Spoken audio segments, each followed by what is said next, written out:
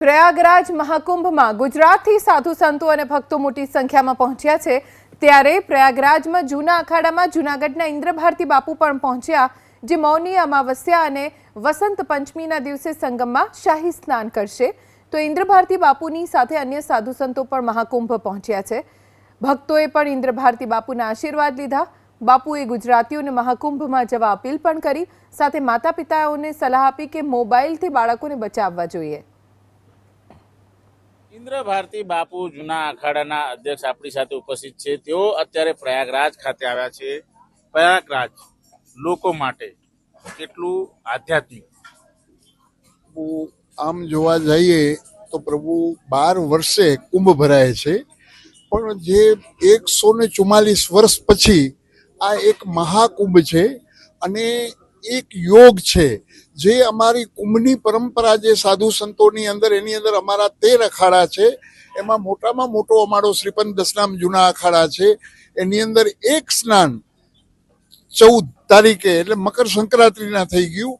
હવે જે છે એ હવે મૌની અમાવસ્યાના છે અને પછી વસંત પંચમીના છે। અને એની અંદર જે મોદી સરકાર અને યુપી ગવર્મેન્ટે જે સુવિધા ઊભી કરી છે એ પ્રભુ એક વંદનીય સુવિધા છે।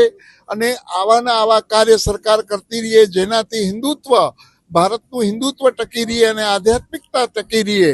અને આજે હું હરેક ગુજરાતની જનતાને પણ હું આમંત્રણ આપું છું કે એક વખત આ મહાકુંભ જુઓ, જેનાથી આપણી ભારતીય સંસ્કૃતિ શું છે એ આપને ખબર પડશે કે આપણી ભારતની સનાતન જે પરંપરાઓ જે છે, આજે કરોડોની સંખ્યાની અંદર અહીંયા પબ્લિક જે કર્મનું ભાતું ભરવા માટે આવે છે। તો હરેક ગુજરાતવાસીઓને હું મારા વતી નમ્ર અપીલ કરું છું, રાષ્ટ્રીય ઉપાધ્યક્ષ વતી, શ્રીપંચ દશનામ જૂના અખાડા વતી હરેક ગુજરાતીઓને।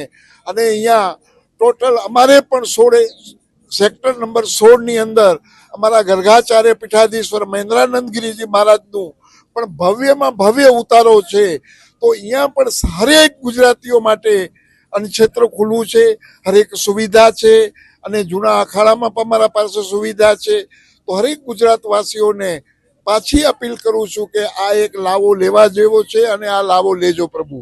ઓમ નમો નારાયણ। જે રીતે લોકો આવી રહ્યા છે, ભક્તો આવી રહ્યા છે આશીર્વાદ લેવા માટે, પ્રયાગરાજથી તમે શું સંદેશ આપશો યુવાઓ માટે, ખાસ કરીને જે બાળકો મોબાઈલની લતમાં હોય છે એમને બહાર કાઢવા માટે માતાઓને શું અપીલ?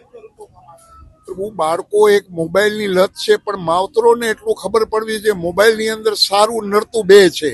આપણે કયો રસ્તો પકડવો છે એ આપણા ઉપર છે। અને માવતર છે ને પ્રથમ શિક્ષક, પ્રથમ ગુરુ એ જ માવતર છે। અને માવતરોને હું નમ્ર અપીલ કરું છું કે આપના બાળકોને બની શકે એટલું મોબાઈલનો વપરાશ ઓછો કરાવો અને વપરાશ કરાવો તો એના ઉપર ઘણું આધ્યાત્મિક જે ચીજો છે એ આજે મોબાઈલ ઉપર મળે છે। તો જે બાળકોને જે છે એ દિવસની અંદર 1 કલાક, અડધો કલાક એવો આપો કે મોબાઈલની અંદર આધ્યાત્મિક જે છે એનું પ્રભુ પ્રસારણ જુએ અને જીવનમાં ઉતારે, અને પોતે ઉતારે ને બાળકોને પણ કહીએ કે ઉતરે।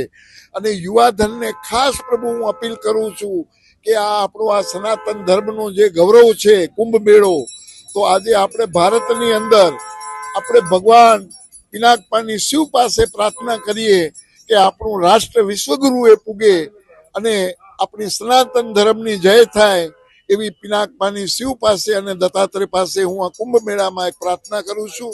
અસ્તુ, ઓમ નમો નારાયણ, જય હિન્દ। બિલકુલ જોઈ શકાય છે અત્યારે જે રીતે સનાતન ધર્મ છે તેના જય જયકારા થાય તેવું સૌ કોઈ ઈચ્છી રહ્યા છે। ધનરાજ બાગલે, એબીપી અસ્મિતા, પ્રયાગરાજ।